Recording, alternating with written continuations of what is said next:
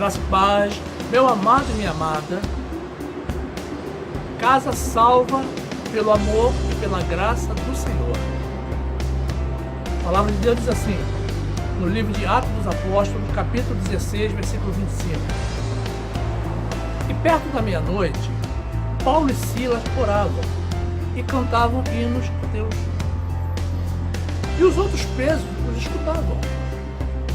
E de repente sobreveio um tão grande terremoto que os alicerces do cárcere se moveram e logo se abriram todas as portas e foram soltas as prisões de todos. E acordando o carcereiro e vendo abertas as portas da prisão, tirou a espada e quis matar-se, cuidando que os presos já tinham fugido. Mas Paulo clamou com grande voz, dizendo: não te faças nenhum mal, que todos aqui estamos. E pedindo luz, saltou dentro, e todo trêmulo se prostrou ante Paulo e Silas. E tirando-os para fora, disse: senhores, o que é necessário que eu faça para me salvar? E eles disseram: crê no Senhor Jesus e serás salvo, tu e a tua casa. Glórias ao nosso bom Deus. Louvado seja o nosso Senhor Jesus. Meus amados, observe, meu irmão, que todo aqui escrito se iniciou com Paulo e Silas numa prisão, orando e cantando hinos a Deus. Nunca despreze, meu amado, o poder da oração e o poder de Deus em quaisquer circunstâncias. Você tem pessoas não crentes na tua família, meu amado? É possível que sim, eu tenho. E posso dizer que no meu caso são a grande maioria. Por um lado, isso se constitui num fato compreensível, porque obviamente até o dia em que nos convertemos também não éramos crentes, não é assim? Por outro lado, a partir do momento em que passamos a conhecer esse Deus maravilhoso e o plano de salvação dele, pela sua graça, nasce nos nossos corações uma preocupação com aqueles que nós amamos e que não estão ainda nos caminhos do Senhor. Integrantes da família que Deus nos concedeu para amarmos e com eles vivermos em amor. No meu caso específico, meu amado, eu posso dizer que já descansaram no Senhor o meu pai, a minha mãe, a minha irmã e tantos outros parentes mais próximos ou mais distantes, sem haver confessado a Jesus.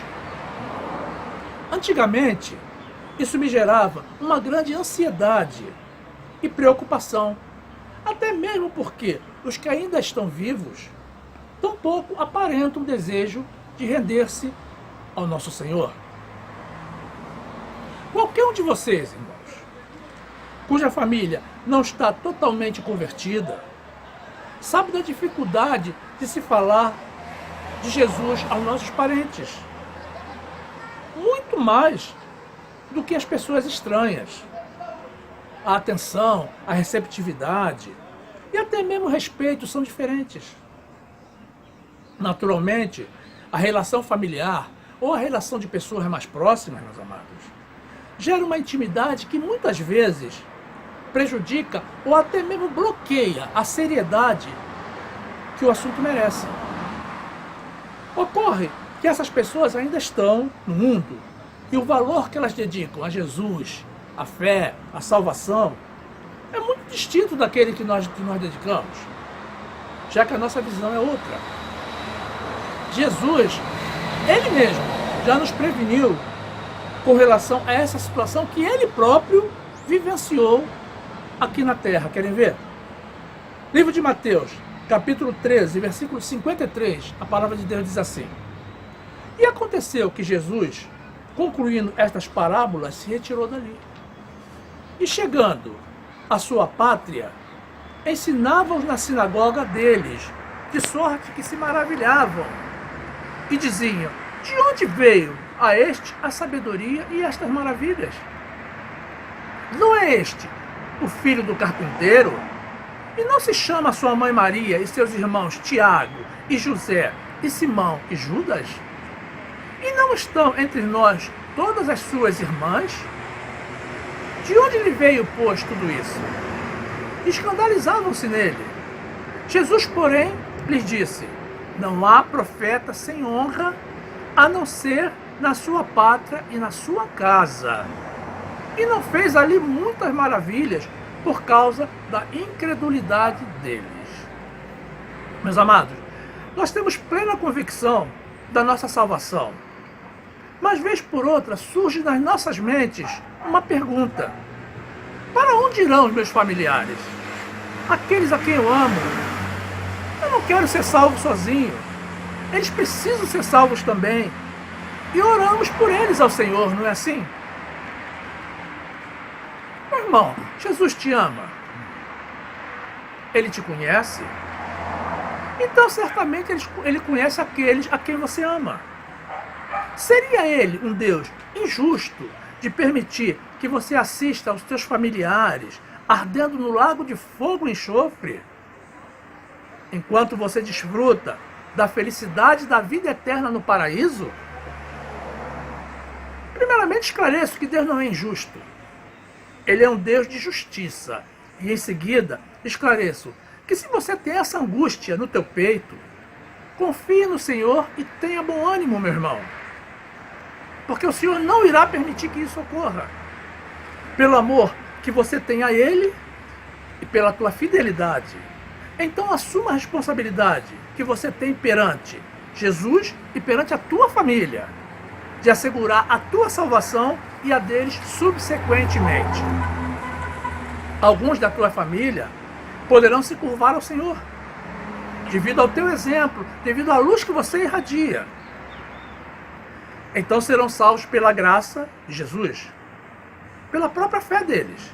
Mas outros podem não se render e serão salvos pela misericórdia do Senhor, por amor de você. Sim, meu irmão, por amor de você mesmo.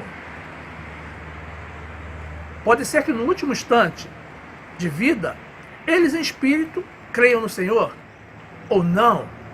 Eu não sei como Deus fará, mas creio que o fará. Como e quando, só Ele sabe. Mas quem garante isso? É o próprio Deus. No trecho inicial que apresentamos, existe uma promessa que o Senhor permitiu incluir na Bíblia e não foi sem propósito. E as promessas de Deus não falham, meus amados. Ele é fiel às suas palavras e promessas. E Ele disse: creia no Senhor Jesus e serás salvo tu e a tua casa. Cabe a nós crermos e mantermos a fé de que o que Ele promete, Ele cumpre. Livro de Josué, capítulo 21, a palavra de Deus diz assim, capítulo 21, versículo 44. E o Senhor lhes deu repouso de todos os lados, conforme a tudo quanto jurara a seus pais, e nenhum de todos os seus inimigos pôde resistir-lhes. Todos os seus inimigos o Senhor entregou-lhes nas mãos. Palavra alguma falhou de todas as boas coisas que o Senhor falou à casa de Israel. Tudo se cumpriu. Glórias a Deus por isso. Meus amados, a palavra de Deus nos assegura que se crermos em Jesus, em nossos corações, e fizermos com as nossas bocas a confissão da nossa crença, nós seremos salvos. Vejam bem, livro de Romanos, capítulo 10, versículo 8, a palavra de Deus diz assim: mas que diz? A palavra está junto de ti, na tua boca e no teu coração. Esta é a palavra da fé que pregamos. A saber, se com a tua boca confessares ao Senhor Jesus e em teu coração creres que Deus o ressuscitou dentre os mortos, serás salvo. Visto que com o coração se crê para a justiça e com a boca se faz confissão para a salvação. Porque a Escritura diz: todo aquele que nele crer não será confundido.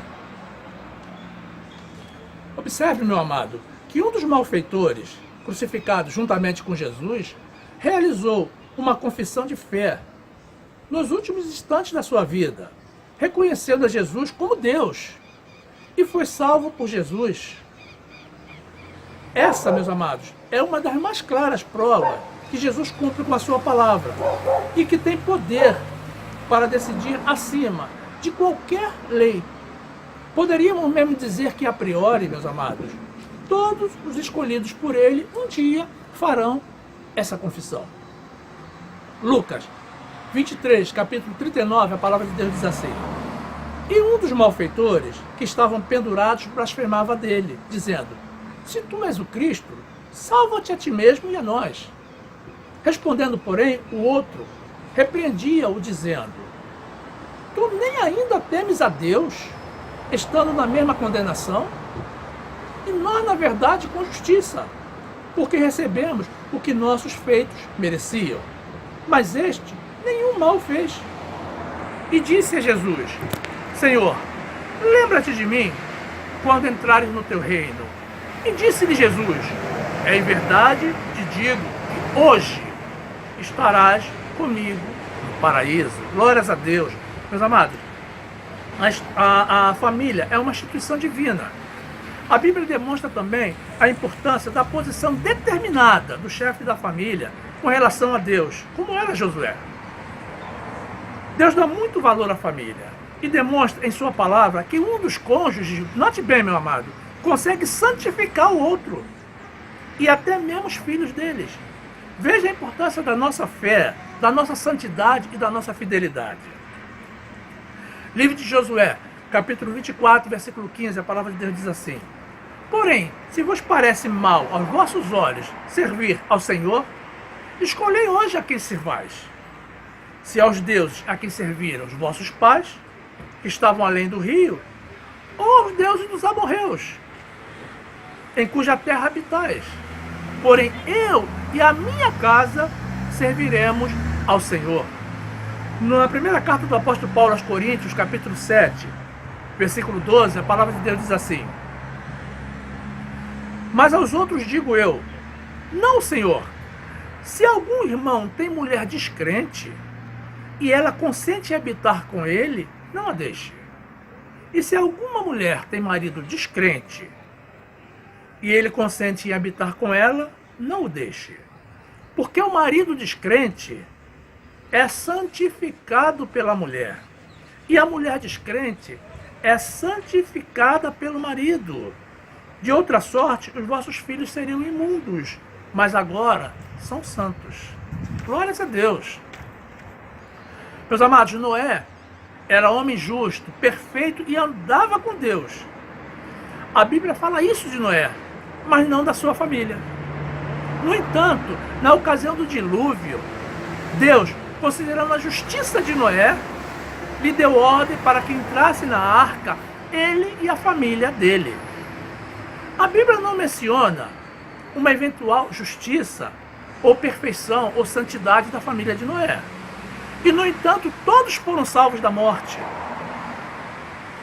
Para a conservação da raça humana, meus amados, Deus poderia haver escolhido um justo ou mais justos de diversas famílias, para depois do dilúvio procriarem. Mas ele disse a Noé: entra na arca tu e a tua casa, porque tenho visto que és justo diante de mim. Ele disse, olha só, Deus falou para Noé: és justo, tu és justo diante de mim, não a tua família é justa, diferente, mas salvou a todos.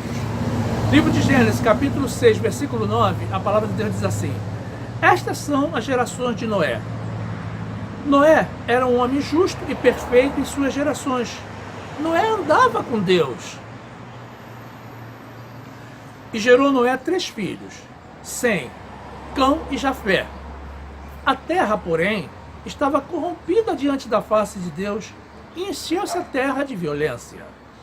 E viu Deus a terra, e eis que estava corrompida, porque toda a carne havia corrompido o seu caminho sobre a terra. Então disse Deus a Noé: o fim de toda a carne é vindo perante a minha face, porque a terra está cheia de violência, e eis que os desfarei com a terra. Depois, No capítulo 7, versículo 1, é a continuação. E disse, depois disse o Senhor a Noé: entra tu e toda a tua casa na arca, porque tenho visto que é justo diante de mim nesta geração.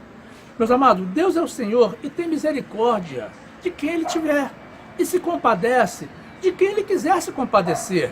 Ele é o nosso Deus soberano, fiel aos seus princípios e promessas. Ele é um Deus de justiça e de amor, e está acima de todo princípio, regra e lei. E isso não cabe ao homem discutir. Quem somos nós para discutir com o Senhor Jesus? Quem somos nós? Livro de Êxodo, capítulo 33, versículo 19, a palavra de Deus diz assim: porém ele disse: eu farei passar toda a minha bondade por diante de ti, e proclamarei o nome do Senhor diante de ti, e terei misericórdia de quem eu tiver misericórdia, e me compadecerei de quem eu me compadecer. Observe, irmão, se você é crente, justo e fiel, uma pessoa que usa a fé, e você ora pela tua família, a tua oração tem poder, meus amados, para perdoar pecados. Você sabia, meu irmão? Inclusive os deles, e justificá-los também diante do Senhor, e dessa forma habilitá-los para a salvação contigo. Veja só, livro de Tiago, capítulo 5, versículo 15, a palavra de Deus diz assim: e a oração da fé salvará o doente, e o Senhor o levantará, e se houver cometido pecados, ser-lhe-ão perdoados. Confessai as vossas culpas uns aos outros, e orai uns pelos outros, para que sareis. A oração da fé, feita por um justo, pode muito em seus efeitos. Glórias ao nosso Deus. Meus amados, diante de Jesus, Zaqueu se curvou, confessou e se arrependeu dos seus pecados. E Jesus afirmou que a salvação havia chegado à casa dele, não apenas a ele, ou seja, a toda a família dele. E Jesus foi à casa dele e pregou para toda a sua família. E o Espírito Santo continuou a obra, convertendo a todos ao Senhor Jesus. Livro de Lucas, capítulo 19, versículo 1, a palavra de Deus diz assim: e tendo Jesus entrado em Jericó, ia passando, e eis que havia ali um homem chamado Zaqueu, e este era um chefe dos publicanos e era rico, e procurava ver quem era Jesus, e não podia, por causa da multidão, pois era de pequena estatura.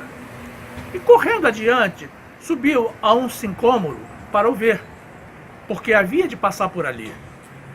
E quando Jesus chegou àquele lugar, olhando para cima, viu e disse: Zaqueu, desce depressa, porque hoje me convém pousar em sua casa. E apressando-se, desceu e recebeu-o alegremente.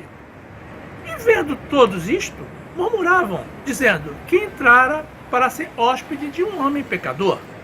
E levantando-se Zaqueu, disse ao Senhor: Senhor, eis que eu dou aos pobres metade dos meus bens, e se em alguma coisa tenho defraudado alguém, o restituo quadruplicado.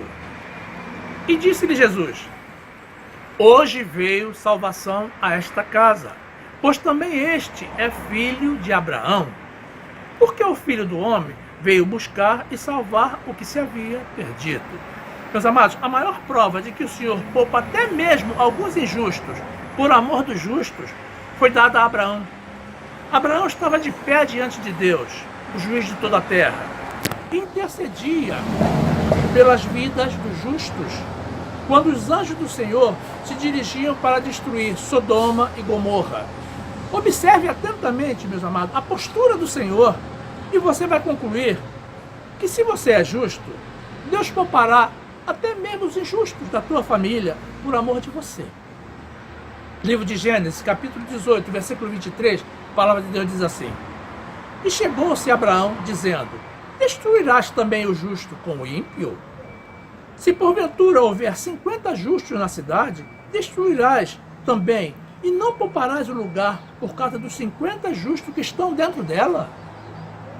Longe de ti que faça tal coisa, que mates o justo com o ímpio, que o justo seja como o ímpio. Longe de ti, não faria justiça o juiz de toda a terra? Então disse o Senhor: se eu em Sodoma achar 50 justos dentro da cidade, pouparei a todo lugar por amor deles.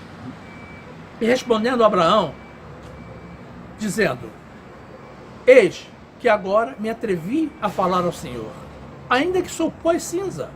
Se porventura de 50 justos faltarem 5, destruirás por aqueles toda a cidade? E disse: não a destruirei se eu achar ali 45. E continuou ainda a falar-lhe e disse: se porventura se acharem ali 40, e disse: não o farei por amor dos 40. Disse mais: ora, não se ire o Senhor se eu ainda falar. Se porventura se acharem ali 30, e disse: não o farei se achar ali 30. E disse: eis que agora me atrevi a falar ao Senhor. Se porventura se acharem ali 20, e disse: não a destruirei por amor dos 20. Disse mais: ora, não se ire o Senhor, que ainda só mais esta vez lhe falo. Se porventura se acharem ali 10, e disse: não a destruirei por amor dos 10. E retirou-se o Senhor quando acabou de falar a Abraão. E Abraão tornou-se ao seu lugar. Fica claro, meu irmão, que por amor de ti, o Senhor poupará do castigo eterno toda a tua casa. Aqueles que você ama. É promessa dele. Existem pessoas que polemizam, dizendo que essa promessa foi apenas para o carcereiro e sua família. Mas observe, meu irmão, porventura, seria o carcereiro e a sua família melhores do que você e a tua família? Obviamente que não. Outros dizem que não foi uma promessa, mas sim uma profecia. Se assim fosse, a resposta de Pedro para o carcereiro não seria: crê no Senhor Jesus. E sim, seria: você irá crer no Senhor Jesus.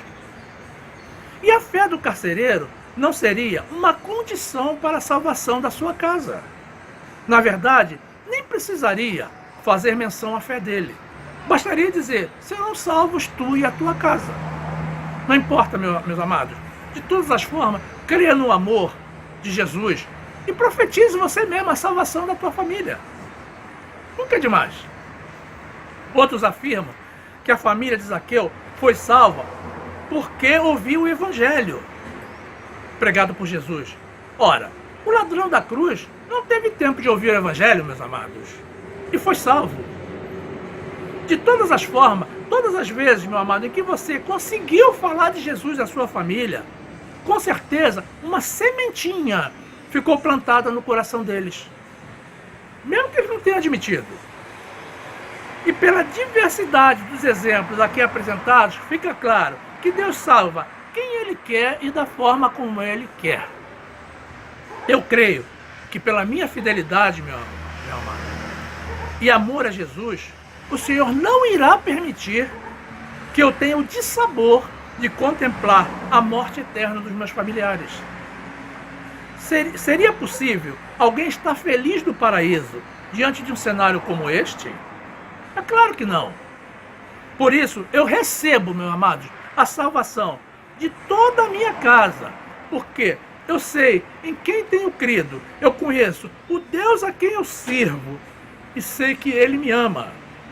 Receba também, meu irmão. Também é evidente que o juízo final, meus amados, não é um processo automático, com uma roleta que escaneia as pessoas e libera apenas os justos. Ora, onde existe juízo, existe também juiz. Nesse caso, o Senhor Jesus é o nosso juiz para decidir cada situação individualmente. Então, como anda, meu irmão, a tua fidelidade ao Senhor e as orações pela tua casa e os teus testemunhos do poder de Deus? Procure, irmão, assumir com toda a dedicação essa responsabilidade que está em tuas mãos. Não duvide das palavras e promessas do Senhor. Creia no Senhor Jesus e serão salvos, tu e a tua casa. Glórias ao nosso Deus. Meus amados, fiquem na graça e na paz do nosso Senhor e Salvador Jesus Cristo.